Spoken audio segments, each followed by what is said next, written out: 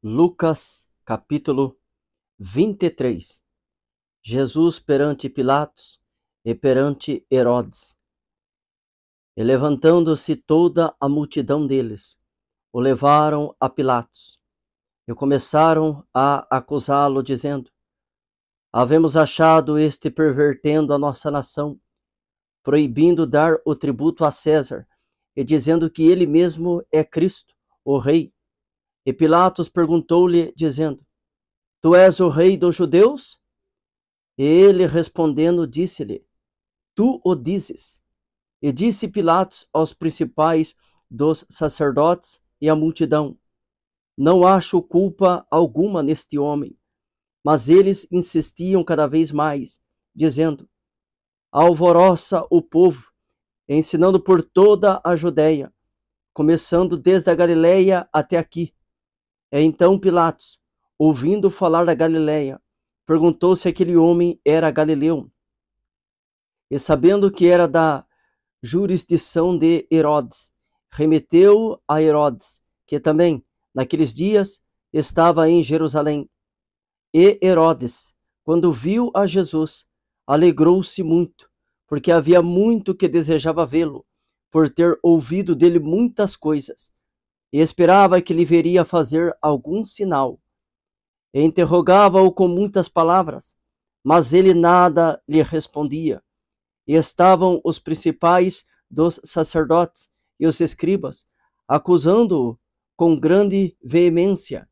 Herodes, com seus soldados, desprezou-o e, escarnecendo dele, vestiu-o de uma roupa resplandecente e tornou a enviá-lo a Pilatos.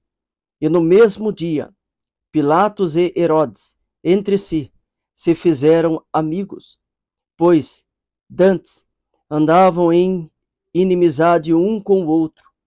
E convocando Pilatos os principais dos sacerdotes e os magistrados e o povo, disse-lhes: Haveis-me apresentado este homem como pervertedor do povo, e eis que, examinando-o na vossa presença, nenhuma culpa das de que o acusais acho neste homem, nem mesmo Herodes, porque a ele vos remeti, e eis que não tem feito coisa alguma digna de morte. Castigá-lo-ei, pois, e soltá-lo-ei. E era-lhe necessário soltar-lhes um detento, por ocasião da festa, mas toda a multidão clamou a uma, dizendo: Fora daqui com este, e solta-nos Barrabás. Barrabás fora lançado na prisão por causa de uma sedição feita na cidade e de um homicídio. Falou, pois, outra vez Pilatos, querendo soltar a Jesus. Mas eles clamavam em contrário, dizendo: Crucifica-o, crucifica-o. Então ele pela terceira vez lhes disse: Mas que mal fez este? Não acho nele culpa alguma de morte. Castigá-lo-ei, pois, e soltá-lo-ei. Mas eles instavam com grandes gritos, pedindo que fosse crucificado. E os seus gritos e os dos principais dos sacerdotes redobravam. E então Pilatos julgou que devia fazer o que eles pediam, e soltou-lhes o que fora lançado na prisão por uma sedição e homicídio, que era o que pediam, mas entregou Jesus à vontade deles. Jesus a caminho do Gólgota. E quando o iam levando, tomaram um certo Simão, sirineu, que vinha do campo, e puseram-lhe a cruz às costas, para que a levasse após Jesus. E seguia-o grande multidão de povo e de mulheres, os quais batiam nos peitos e o lamentavam. Porém, Jesus, voltando-se para elas, disse: Filhas de Jerusalém, não choreis por mim, chorai antes por vós mesmas e por vossos filhos, porque eis que hão de vir dias em que dirão: Bem-aventuradas as estéreis, e os ventres que não geraram, e os peitos que não amamentaram. Então começarão a dizer aos montes: cai sobre nós e aos outeiros, cobri-nos, porque se ao madeiro verde fazem isso, que se fará ao seco? E também conduziram outros dois, que eram malfeitores, para com eles serem mortos. A crucificação. E quando chegaram ao lugar chamado A Caveira, ali o crucificaram, e aos malfeitores, um à direita e outro à esquerda. E dizia Jesus: Pai, perdoa-lhes, porque não sabem o que fazem. E repartindo as suas vestes, lançaram sortes. E o povo estava olhando, e também os príncipes zombavam dele, dizendo: aos outros salvou. Salve-se a si mesmo, se este é o Cristo, o escolhido de Deus. E também os soldados escarneciam dele, chegando-se a ele e apresentando-lhe vinagre, e dizendo: se tu és o rei dos judeus, salva-te a ti mesmo. E também, por cima dele, estava um título, escrito em letras gregas, romanas e hebraicas: Este é o rei dos judeus.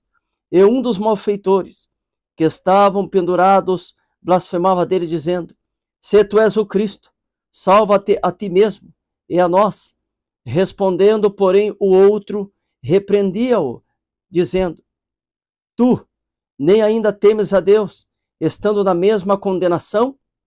E nós, na verdade, com justiça, porque recebemos o que os nossos feitos mereciam. Mas este nenhum mal fez. E disse a Jesus: Senhor, lembra-te de mim quando entrares no teu reino.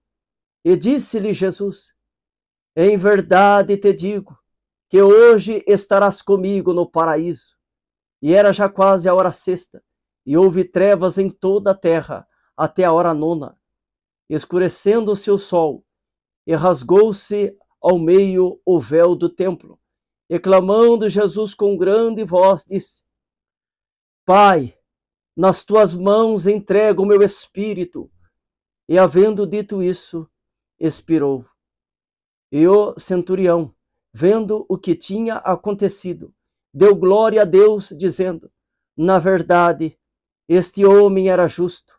E toda a multidão que se ajuntara a este espetáculo, vendo o que havia acontecido, voltava batendo nos peitos. A sepultura de Jesus.